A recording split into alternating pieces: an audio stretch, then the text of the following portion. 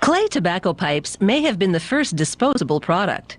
For centuries, smokers in North America and Europe used them until they broke, which happened often. Clay pipes fell out of widespread use at the end of the 19th century, but they're still made today by clay artists with a reverence for history.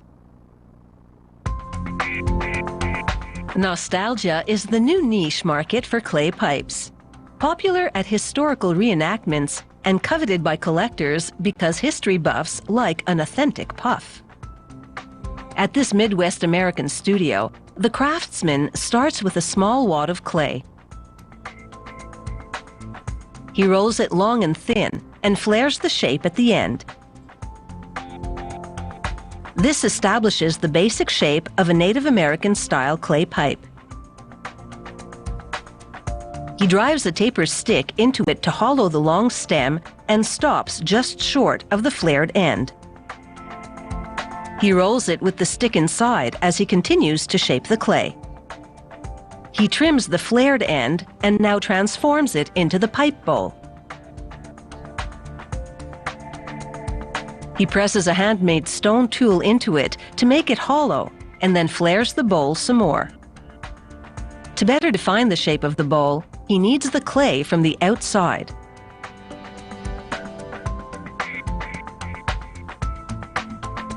He removes the stone implement. He now works the pipe bowl entirely by hand to make the thickness of the wall a little more uniform. One more roll, and then he punctures the bowl cavity to link it to the air passage. He bends the bowl upward and then sculpts the clay a little more. He sets it aside to dry a bit. The clay hardens, but is still soft enough to carve into with the edge of a wood tool. To create notches and other trim marks, he gently presses the tool into the bowl. He tweaks the shape a little more and leaves the pipe to dry much longer now. The moisture evaporates and the clay solidifies.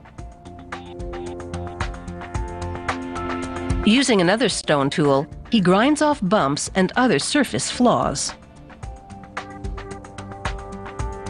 The grinding leaves little scratches on the pipe. He rubs those away with water. The clay quickly absorbs the small amounts of water, and the surface of the pipe dries in a very short time. After that, this replica native pipe looks pretty smooth.